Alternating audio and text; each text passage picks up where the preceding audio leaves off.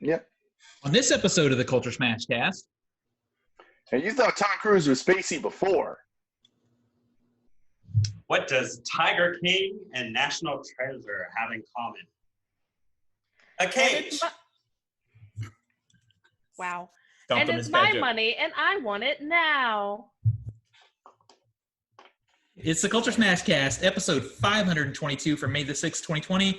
I'm Stephen Lackey, editor of Culturesmash.tv. Nico? Nicholas Qualls, contributor to Culturesmash.tv. Tina? Tina Heinbach, contributor to Culturesmash.tv. Nathan? Nathan Savino, contributor to Culturesmash.tv. Zach?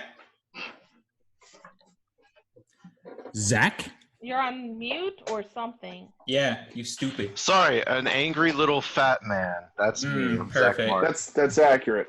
Also a That dumbass is. for leaving my mute on. Exactly. It's kind of funny watching this on Zoom when it highlights the person talking. It's like the Brady Bunch. So, did you guys have a quarantine Cinco de Mayo? Yes.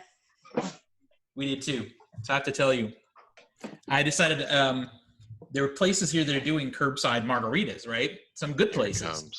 But what I decided to do was find my own recipe, and because I wanted to make homemade ones, and Did not disappoint. it did not disappoint. Nathan brought some. I don't know what the brand was. You should have looked. It was from Mexico. We couldn't get Casamiga, which is the preferred tequila, but he got something else, and we made. $50 tequila. We still have a little left here. So we had one at dinner time and didn't think anything of it. Started the second one, and Nathan looked at me. He's like, I got to stop. I got to stop. I'm like, why? Literally a full bottle of tequila and 2 cups of triple sec. Yep. It's a full bottle of tequila, 2 cups of triple sec, a bunch of lemon and lime 12 juice, limes. and you were good to go. It is 4 lemons. delicious. So we got a really good hard buzz going, and then made Zach and Dwayne get on Discord and play board games with us. It's great. I mean, Dwayne wasn't there. With no food. Mm-hmm. You got to sip it. Yeah. Well, you were Dwayne drunk. wasn't there, but Oh, yeah, alright. no, that's right. Dwayne didn't come. We tried to get Dwayne to come. KJ was there though. My KJ girlfriend. did come. She was there. She did play. We all played. That's the only You- time she comes. Ah, bam. Bam. So you guys have got to get on the Discord with us because Dwayne actually hooked us up with some really great online board gaming pages, like a website for playing games. Board Games Arena and Ucante. Yeah. Nice. So if you guys want to play one night this week, we'll do that because we're obsessed with it now. We made Zach and KJ stop doing their old people puzzle. We finished the puzzle. Cinco de Mayo, their old people puzzle. Well, okay. We ever since we started being locked in, we're like, what do we do? It's like, well, we have puzzles we wanted to try. Okay, let's do those. Oh, It's just it's another thing to do. So we know what everybody else did. What did you, Tina? What did you and Nico do? For Cinco de Mayo, because they advise if you're going to hang out with anybody, it has to be the same household. Yeah. So we chose my brother, especially since he lives in the neighborhood. So we went over, and him and his husband made goat meat tacos. They smoked the goat leg for over 24 hours. Delicious. We had black bean hummus that was like, I swear he added crack because we just kept eating it. God, can we not talk about food? We're so hungry. We also had an elote salad and a Mexican hot chocolate lava cake. So that is awesome. Ada decided she was going to do her try to do a knockoff Splat Mexican for us. So she did delicious fajitas. And then she made Mexican rice for us, which is really, really good. And salad. She made homemade guacamole. She made a spicy one with a habanero and a jalapeno in it, which was delicious. And she could not find actual pinto beans at the store. So she bought a can of free-fried beans, which were not good. Tina's description made me cry. I know. I want to eat her food. So, like, It was delicious. Has everybody else had goat meat? Because I have, and it's really good. It's It was great. But I like the appetizer. We had a black bean hummus and a bacon jam. And Yeah, I then we forgot put the bacon jam on the tacos. I love bacon jam. That's delicious. And all of That's this great. homemade. They do not do Yeah. anything instant. They don't do like prepackaged. Well, the ice cream was not homemade. Okay, well, the ice cream, but yeah, Delicious. like all But of no, it it was homemade. excellent. How did they smoke it? Do they have a smoker? Yeah, they used it as an excuse to break in their new grill / smoker set Mhm. that they just got. Awesome. So yeah, it's so good. I ended up waking myself up like 3 or 4 times burping, and it still tasted like the meal. Not Which delicious. is an odd sensation if you It ever is. wake yourself up burping. It was That's happened funny. to me. Usually it turns into acid reflux when I wake up burping like that, so I don't like that. Basically, it's Willy Wonka where you taste it forever and ever. Exactly. So let's get on to what we're doing here. Let's get into. We don't have any box office talk, but we do have movie news this week. I'm happy to say. So, Nico, Yeah. All right, Tom Cruise is partnering with NASA and SpaceX to shoot a movie partially aboard the International Space Station. NASA confirmed this, which will be the first narrative feature to be shot in space.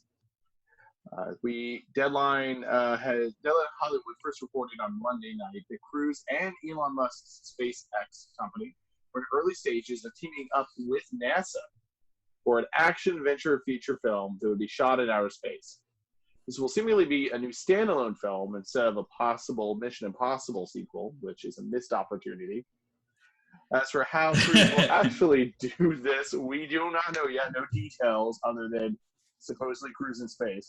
Still, it's completely on brand for the stunt junkie that Cruise is, with his storied history of the Mission Impossible stunts, and also flying fighter jets in the new Top Gun film coming out this December.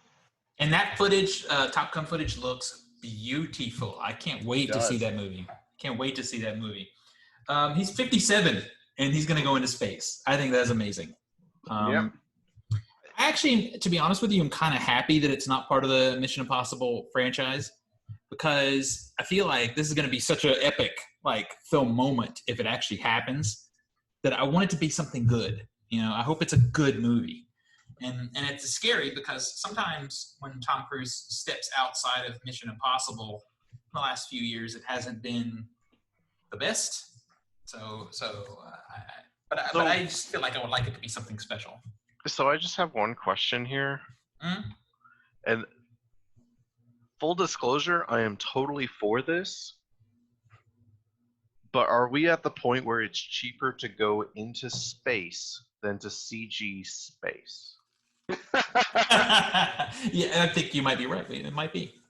Because if that's the case, we need to cut down the CGI budget. Just do it for real from now on. If we can send a person in space to film a space sequence, I think we're totally at a spot. If that's the case, I think we need to do a sequel to Interstellar. Well, I mean, Interstellar is kind of... We can shoot That's majority in galaxy space, travel. but, Didn't you know Sandra Bullock was actually in Gravity? She was actually in space. Yeah. Because, that- Did you know that in Gravity, Sandra Bullock was actually in Gravity? But she was in a studio space. Is that the same thing? But I mean, I do see where Tom Cruise is coming from, to where it's like when he's literally really flying those helicopters in latest Mission Impossible, or he's really skydiving, the lighting is so, I mean, you just know it's like that's really happening. There's that intensity to the scene that is heightened because of it. It changes the movie completely. Yeah, it's like that scene where he falls, he's trying to climb up that rope and on the helicopter, and he slips and falls, and you're like, Yeah. Well, that's how he loves his roles. He loves to challenge himself. Boy. I'm gonna die from this one I'm day. feeling it already. It's ridiculous. I mean, This is why I did not eat since 10 this morning. Oh, I mean, man. he's gonna die making these movies one day, but you know what? That take will end up in the film. Yeah.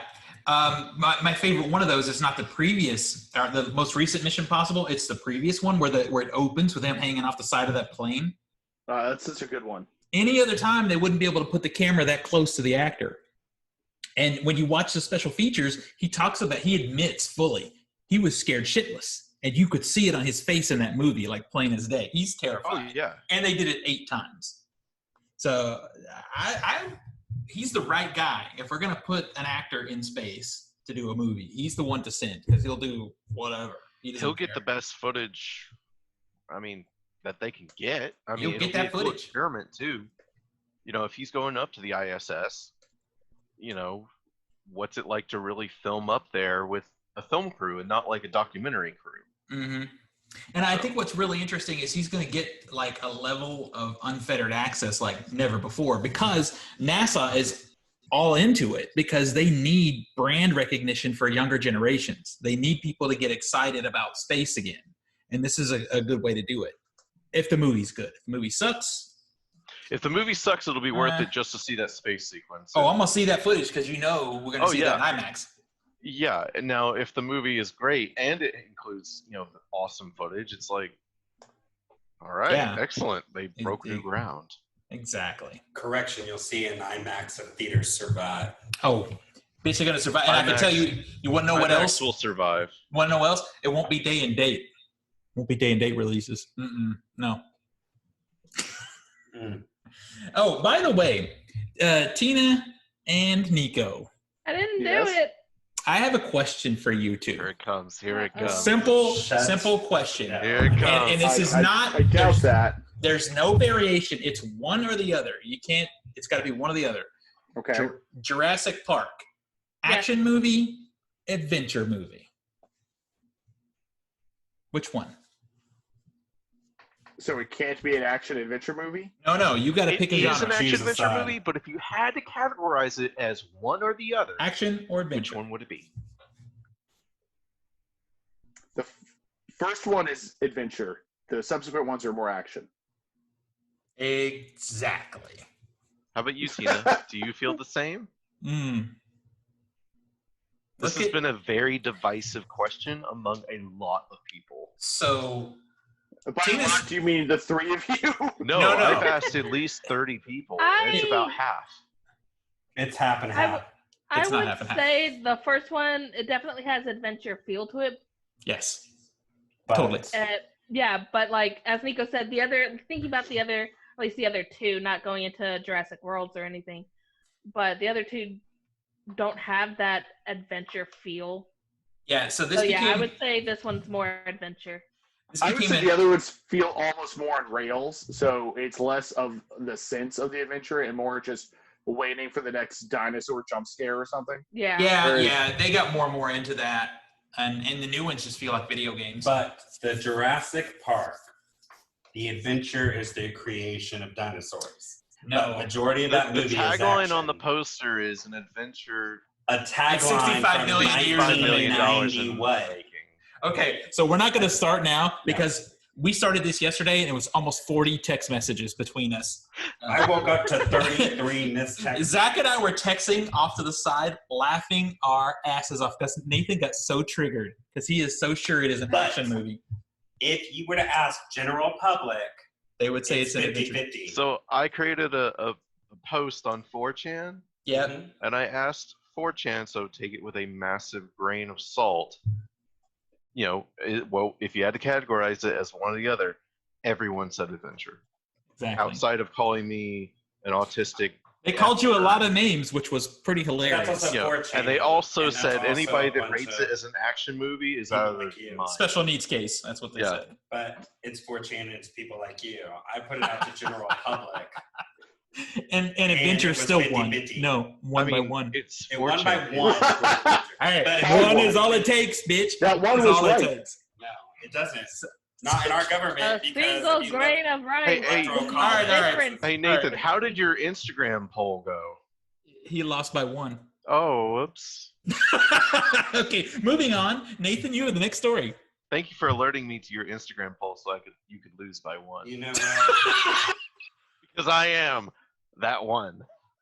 I'm about to take you on a ride. Let's go on an exotic ride. The actor, Nicolas Cage, is getting exotic for his first ever television role. He is set to star as Joe Exotic from Netflix's Tiger King. It will be a CBS Studios. All right, so confirmed no R rating. Confirmed What did you no. say?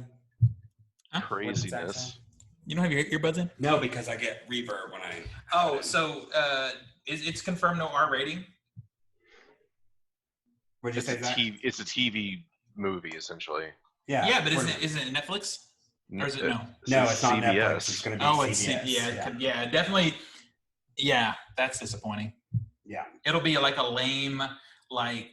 PG-13 at most. Well, but you know what could be great though? What could be really great is it could be like one of those really so bad it's good TV movies that 10 years after it's made, people love it because it's so But, terrible. I mean, don't you want to hear, Nicolas Cage as Joe Exotic go, I am broke as shit. I got some fucking bitch in Florida trying to sue me. Yeah, I do want to hear that. Yeah, you're not going to get that now. It's on TV, so you can't say that. Yeah. Well, the I am series broke is going to as be an shit. 8-episode series based on the Texas Monthly article, Joe Exotic, A Dark Journey into the World of a Man Gone Wild. So this is a series based off an article from a publication. The story will center around Joe Schreibobo, a.k.a. Shribobobo? Yeah. Shribobobo? Exotic, an eccentric exotic zookeeper in Oklahoma who fights to keep his park, even the risk of losing his sanity. The series will live in the Lion's Den with Joe, explore how he became Joe Exotic, and how he lost himself to character of his own creation. How is network TV gonna keep control of Nicolas Cage? He's such a nutcase lately. Also, it's best not to. Yeah, let him do his Nicolas Cage thing. I actually didn't see that when I scanned the article that it was gonna. I thought it was gonna be on Netflix. I didn't see that. Oh, I'm so disappointed. There's so many projects about Tiger King that's going to be coming out on so many different platforms. See, Netflix could still do one based off the documentary because this is based off something. Same This people. is based off of. It's based off a publication story. Yeah. I'm getting so much reverb. I got to take these out if I'm going to speak. Okay. I don't know. I feel like it's perfect casting, though. That's the thing. Nicolas Cage is the Tiger King. Come on. That's great casting. Tina has no opinion, but she's smirking.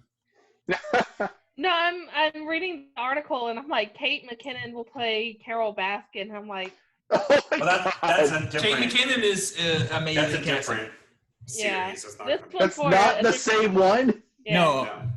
Kate McKinnon was the first one to start trying to do something. Yeah.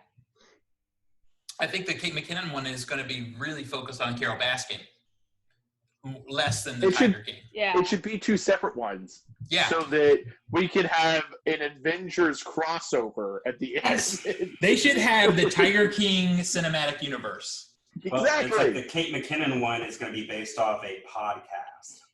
Yeah, Yeah. which apparently is also Everyone. pretty entertaining. I haven't listened to it, but it's all. And then also Rob Lowe is reported to play Joe Exotic for a new scripted series. That's a bad choice. Yeah, Rob Lowe is a bad choice. but it's going to be a Ryan Murphy. Also a bad choice. Ryan Murphy has done a few good things. Don't get me wrong. Nico, is Little it do Ryan you Murphy? know, that's the plot for the next season of American Horror Story. I was gonna say, isn't that Ryan Murphy, American Horror Story? Yeah, because that American Horror Story had one good season, and a couple of okay seasons. I don't know. The thing is the funny part of this is it might bring me back to network TV for a few minutes, just to watch this and see how if it's an epic disaster. No, I'll Yeah. check it out on Pirate Bay. If I hear good Is it going to things. be on Bitch, you're a CBS filmmaker. proper, Show your or is it going to be a CBS platform thing? Oh, it could be a CBS All Access thing. It could If be it's that. CBS All Access, I might check it out because they can do stuff. They can. I mean, they're dropping F-bombs Yeah. in Star Trek on CBS All Access, so it might be better. Maybe because it's an Imagine Television Studios and a CBS Television Studios. It could. Now, that's a good point. It could literally be a CBS All Access thing. Then they can do whatever they want. Because I don't see an 8-episode special going on mainstream CBS. I don't know. They used to be the jam. You used to get those Stephen King things that would go. Yep. Like Yeah. Rose Red. Yeah. Those, all that stuff. So Here's the bad thing. There's too much Tiger King productions being made at once. You think it's because I'm fucking drunk, but it's not, because I'm like, literally, if you hear me, like, listen to my talk. No, I don't need to. You just sound more lispy, and I know you. Well, that's because I'm pausing, because I'm hearing a word of myself, and it's confusing the fuck out of me. Let's move forward. You're good, mate. Talking about TV, I wanted to, before we started into the next story, I wanted to get a few for what are you guys watching? What are you guys binging right now?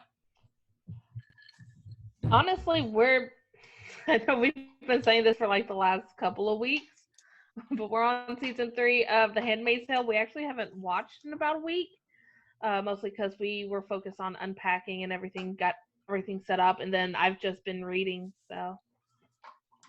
I'm still on 24, about halfway through, and Nathan is about 3/4 of the way through. But it's 9 seasons, so we're going to be on 24 for a while. I might drop into some other things here and there, but yeah, it's really holding my attention right now. I mean, I'm also going to start RuPaul's Drag Race. You're going to start it Again from the beginning. He has that new RuPaul Drag Race thing on my DVR. Celebrity Drag Race that Steven's been watching with us. I have to drink during it. His favorite is Mimi Teacup. Yeah. God help me. Did you guys watch the Parks and Rec special? No, I heard it was fun, but I don't have any investment in the show. I haven't watched it, so I didn't think I would really connect with it. Was it good? Yeah, it was good. Really funny. Especially if you do have investment in the franchise, it is really good because it brings a lot of people back, some of which you wouldn't have expected. I saw that. I saw some articles about that, and I didn't know enough about it to get it, but I heard it's really fun. A lot of the stuff that's being done over Zoom right now is cringy. Has anybody looked at the late shows? Like No, Jimmy Kimmel? I see clips, some clips of them.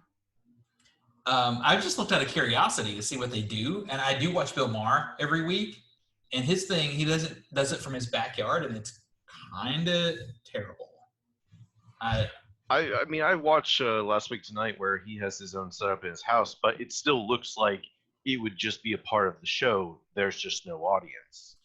Yeah, and the way his show works, it's actually not true. The thing is comedians rely so heavily on audience reaction, good or bad. I see it. And when they don't have it sticks out. And it is really weird to hear it without them getting a reaction from the audience. Yeah.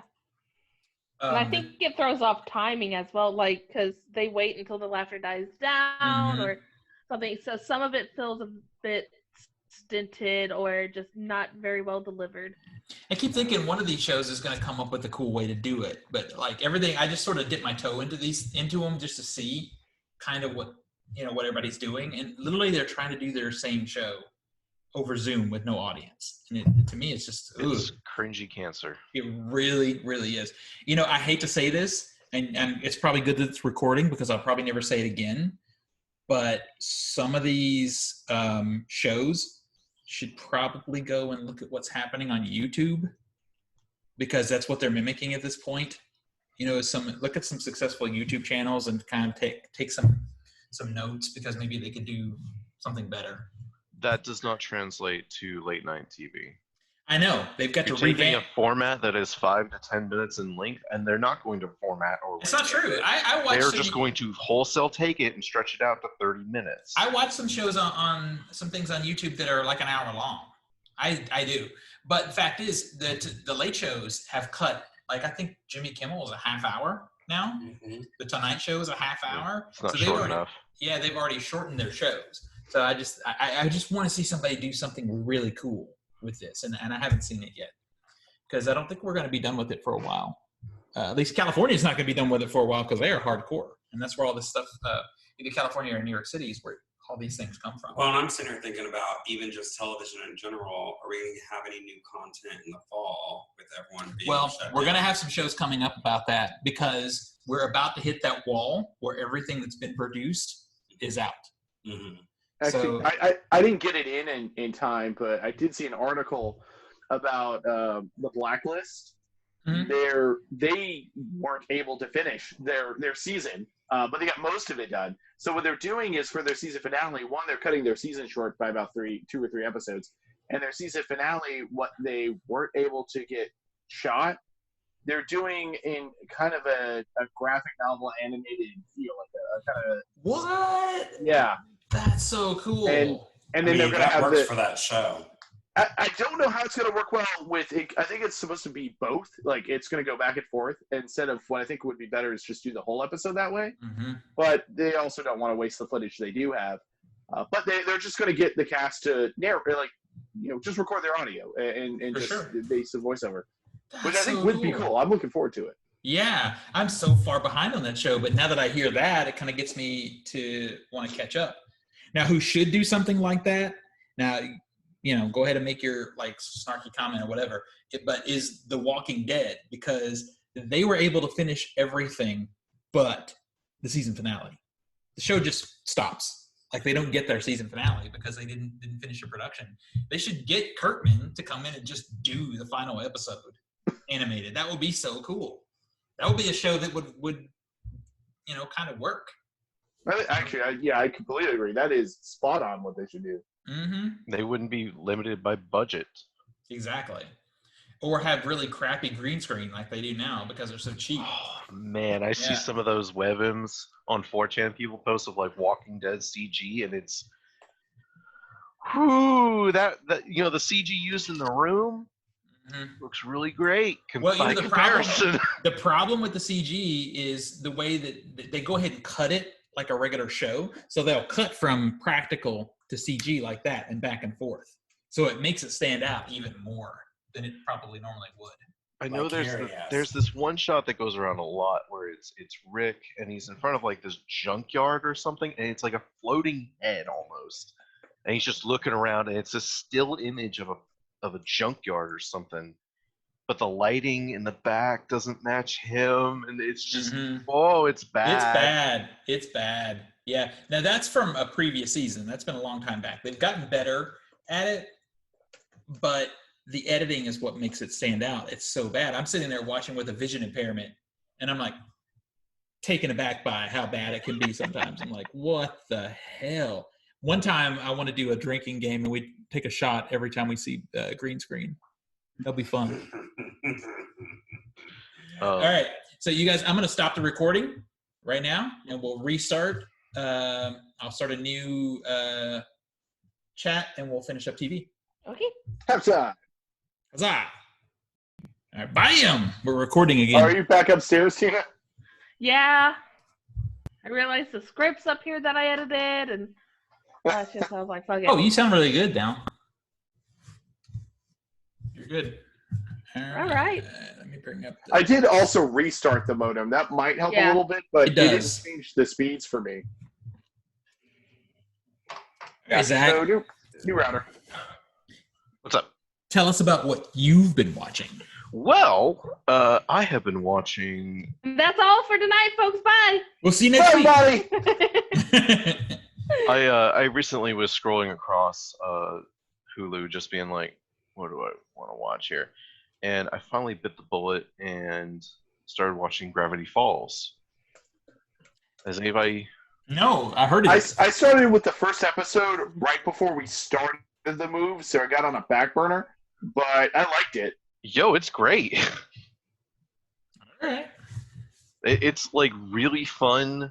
Has that sense of like that old childhood sense of like the feeling of summer. It really reminds me of like the overall tone and feel of something like Psychonauts, if you've ever played that. Childhood feeling of summer. Okay, so is it Martyrs good, or is it the Babadook good? Ooh.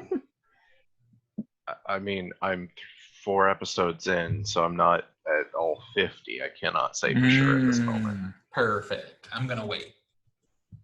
But I mean, I'm enjoying the whole like, yeah, this is fun, yeah, feel of it. After Babadook, I'm never taking your suggestions again. I mean, the Babadook is good. It's not Nathan, scary, but it's good. Don't take this suggestion. Parasite's a great movie. I've already seen it. No, that's good. I've already seen it. Well, that was my number one for the year. It was also the Oscars #1 for the year. Oops. That's true. That's true. I guess my opinion just is total crap. By the way, next week, we're going to talk about the Oscars. Again. Oh. There's a lot going on I was right now. surprised that's not in this week, but I feel like we're going to have to dedicate a show to it. Yeah, no. Okay. Probably, yeah. Yeah, so it'll be next week. All right, Tina, you have a story, right? I do. So you guys thought Trolls World Tour was done making headlines? Well, think again. The animated sequel, which may end up as one of the most significant films in Hollywood history, is still generating some controversy. Not from theater chains this time, but from its stars.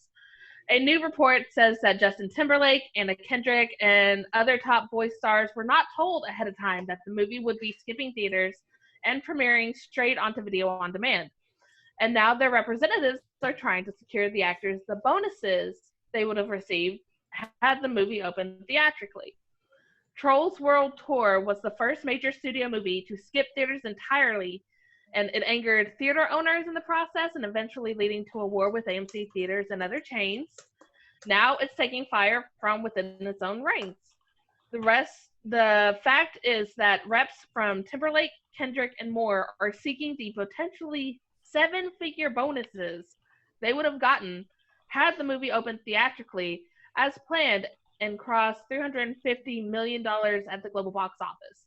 Universal has bragged about Trolls World Tour having the biggest opening weekend ever for a digital release, and its VOD money has been impressive at $20 per rental. But as the film tries to cross the line into profitability, it seems like it will need to pay its actors some kind of bonus, even though this was far from a conventional scenario. So I'm so sad that Michelle couldn't be here tonight because once again, we're in a spot where the theater chains got screwed, and now we find out the actors got screwed. So we start talking about how much money the movie actually made. It didn't do that well. I will say it's a bit hard to sympathize right now because a lot of people are without jobs or on limited paychecks. And I'm one of those they're talking people. about, I'm not going to get my $1 million bonus. I understand that they were expecting bonuses, but those bonuses are contingent on it opening in theaters. Which Universal decided to just randomly not do. And I think it's the fact also that they didn't tell the actors. Right. They should have told the actors, but if it's a bonus, you shouldn't just automatically expect to get it. Well, no, that's not true. It's in their contracts, though. Yeah, because a lot of filmmakers, most notably George Lucas for Star Wars, will take a huge hit in what they normally get paid for that back-end bonus. Mm-hmm.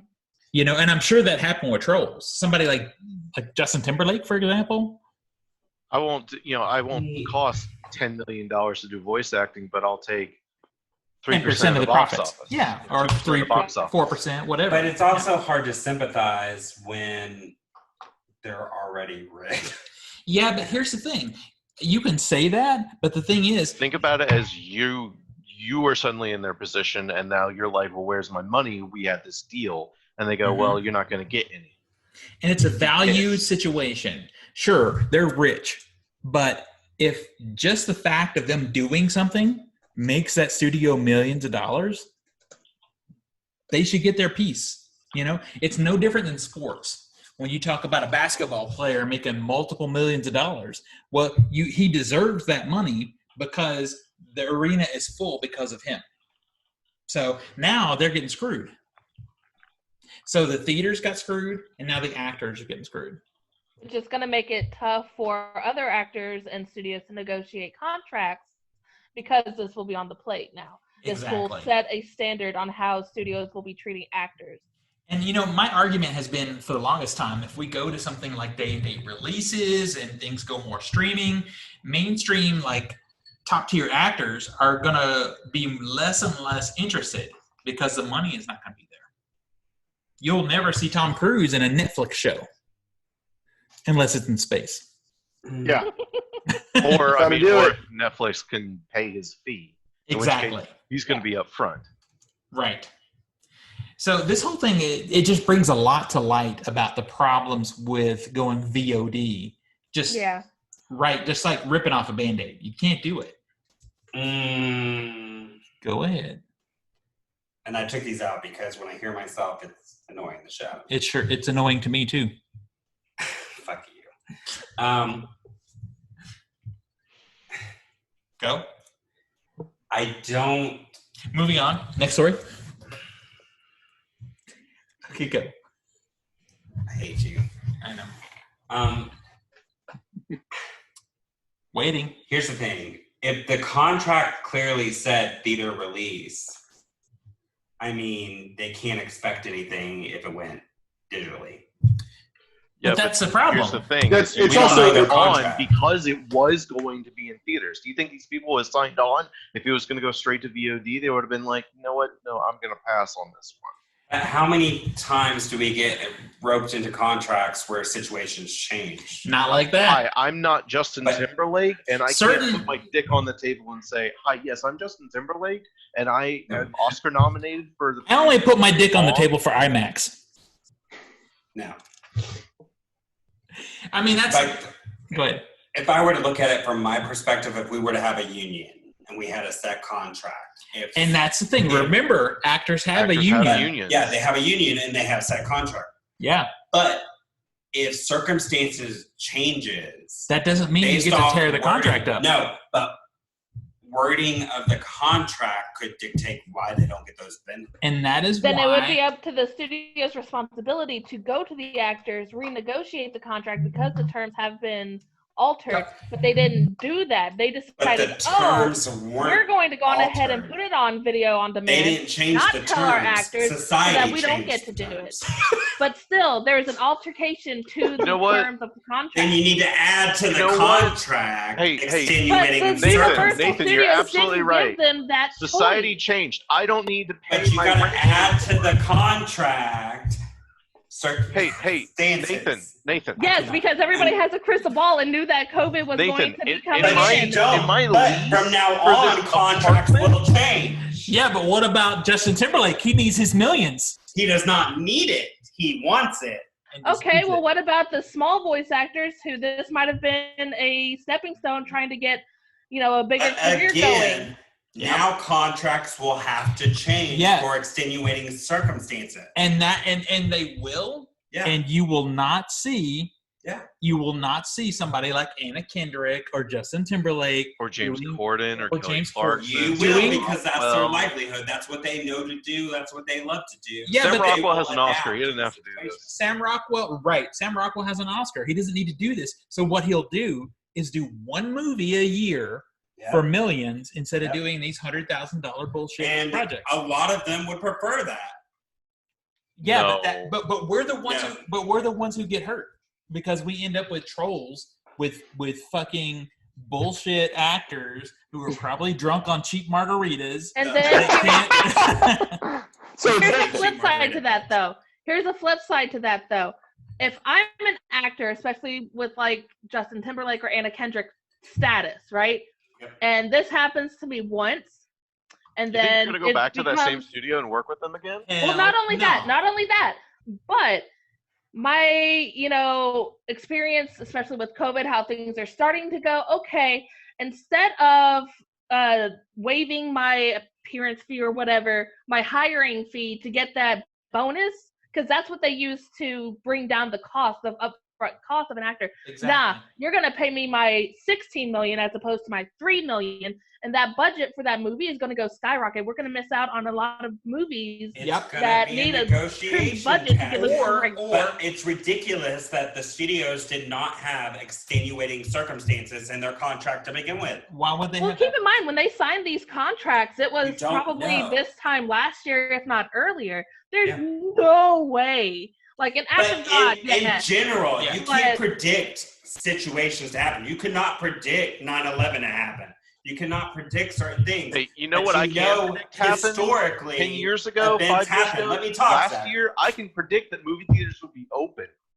Yeah. They have never closed. But I'm saying you cannot predict situations. Well, but wait, here's the thing. Regardless, let's pick one actress. Let's say Anna Kendrick. She's worth $10 million. Yep. So she took a lower. But wait, she gets $2 million up front. Yep. For a 3% profit share, right? And the agreement is so and I'm sure because this is typically how it works, a 3% profit share to a $10 million ceiling. Mm-hmm. Very seldom do you have an actor or even a director that gets like profits forever. So it's to a ceiling. So the problem is now it doesn't matter the extenuating circumstances. She gets her $10 million. Now, if Universal decides, hey, we've got COVID, so we're going to put this thing out on YouTube for $2, then they still owe her that $8 million. Because of royalties. They should. But fact I is, agree with they that. have not made enough money and will not make enough money to pay her. What this is going to do, it's not about what it's going to do. The wording of contracts or add things to contracts. Moving forward, yeah, but what about these guys? They're owed money. Right now. Or what about the movies that are already been produced that are going to fair. have the same issues? Exactly. And that is why companies like Warner Brothers push their movies to next year so they can do a traditional release and honor the contracts they signed. They can, but then it's telling the other studios, you know what, maybe you should propose alternatives. But they can't because they suck. They're telling, now it's giving other studios times, whatever. I am agreed this is a shitty situation. You am agreed? I agree. But you're saying these people are rich, so fuck them. No, pretty much is what it sounds like, yeah. No, it's not what I'm saying. That's what it sounds like on my end. I agree. That is not what I'm saying. I'm saying, okay, they're owed this money, but there's other ways to get that money. Like, so a couple things came out of this, and tell me if you disagree. One, these actors are owed money. Mm-hmm. Universal screwed them. Mm-hmm. And the third one is Jurassic Park is an adventure. So coming out on Blu-ray this week, because you can buy Blu-rays this week. God, I wish I could see his face. Oh, wait, I can't. Oh, there it it's is. so good. Yeah. Oh, yes. Bloodshot is out on Blu-ray and 4K. I Still Believe is out on Blu-ray. I stole your tequila. Put it back. Nope. Put it back. So this movie is blowing up right now, and it's kind of, telling of our times, because I Still Believe is a faith-based film, but it is blowing up in physical media. Wait, what is this? I Still Believe. It's a faith-based film. I don't know the whole thing behind it because, that's not they didn't advertise it. No, it just came out. So The Lodge is out. Also, now my recommendation for the week is Gretel and Hansel. It's really surprisingly good. I enjoyed the heck out of that movie. I did too. So I'm also excited because The Mask of Zorro is out in 4K. If you don't know, this is the Catherine Zeta-Jones. It's a good Antonio Banderas. Yeah, it's a good film. Adventure movie. It is a great adventure movie. It is a great adventure movie. It is. 47 Ronin is out in 4K also. The Jesus Rolls is out. I watched it.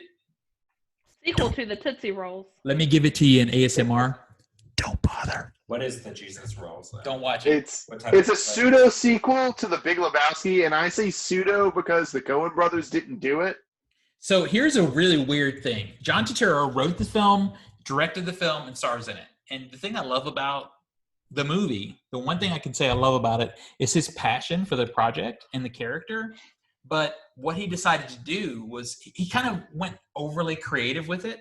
Is he took a French film from the 50s, I think it was the 50s or 60s, and remade it in the Jesus Rolls. It's a road picture. Has nothing really to do in connection with the Big Lebowski other than the character's name.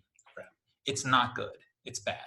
So also another good film to watch on physical is Tigers Are Not Afraid. It's That's really on. Good. Yeah, there's a steelbook version out now. It's also on Shudder. So, and finally, the last thing is Six Moral Tales is out in Digipack. I don't know anything about it. That is what's happening. Nico, do we have comics yet? No, we still don't have comics yet. But when we're getting them, right? They're supposed to be coming soon. I think later this month. I forget the which week it is, but yeah, it's supposed to be towards the end of the month. So, this might be a dumb question. Oh, ask it. Probably. Dumb question. Why are comics not? Okay. Why what? We need food. I need food. Why are comics not what? Why are Coming comics out? not coming out? Because the Well, printers as we are closed. talked about a few weeks ago on this very show. But no, Cheers. but here's why I don't understand it is because my sister works for the Memphis Business Journal and they're still printing. The vast majority of the business journal is digital. It's not print. It's mostly digital. Yeah. The printers are closed. That's what it boils down to. Yeah. Yeah. And while they could release digitally for those that might have some kind of impairment or just prefer physical, I mean, you're not going to get spoilers on the business journal. You're going to get spoilers on, oh crap, Spider-Man got taken over by Doc Ock again. Like, so they're trying That's to protect impossible. the fan base by keeping spoilers to a minimum. And it's not just that, also protecting the stores. Because you're going to get a huge backlash from actual stores if comics actually start releasing the digital before they go into print. It kind of like when movies release to digital. You know, the theaters get mad, right? Because the writers of comic books would not get their proper pay, probably. Because And also, well, that's actually also a very good point too, discussing the pay rate for digital versus print, but also the relationship between comic book shops and the actual publishers is a lot closer and personal than you might see in, say, like movie theaters and movie studios. you know, So, and that's like, these people go to conferences together and drink and whatnot, so it would be very uncomfortable on a personal level if you start straining these businesses' relationships. That's the one thing that even people who don't read comics should learn to respect is the relationship between a big company like Marvel Comics or DC Comics to a small little store like Rick's Comic City in Nashville. See, that's they where are I'm connected and they love each other and they support each other. That's where I'm coming from because I've never been a comic person, so I don't understand how the process. That's a personal problem. It is a very big problem. It may be a personal problem, but You might need to see a doctor for that. I recommend Dr. Stephen Strange. Exactly. The biggest personal problem that I have right now is if Nathan doesn't eat, he'll end up staying the night here. So let's pull this thing to the end. Nico, where can we find you on the internet, sir? You can find me on Twitter and Instagram under Nico Scream, NIKOSCREAM. Tina? You can find me Cheddar Popper, CHEDRPOPPR. Thanks, Nico. On Instagram, where I'll be doing book reviews. I am starting to gear up. I've already knocked out 2 books, working on my 3rd for the month. I don't know if you can do it, but if you can send me embed codes, I'll put those on Culturesmash for your book reviews. Zach? You can find me. Let me just make sure my mic's on. Yeah, you can find me on Instagram. I'm Master of the Matrix 91. You can also find me on Discord as well as Steam as a dangerous mute lunatic. All right, cross your fingers. This goes well. Nathan? You fucking saved me for last for this. I did. You're gonna find me in AA now. Oh, forget it. Find me at All Things Off the Shelf Movie Night and Culturesmash.tv. I hope everybody's having a safe and great week, and I can't wait till we see each other next week. I'll see you guys later. Bye, everybody.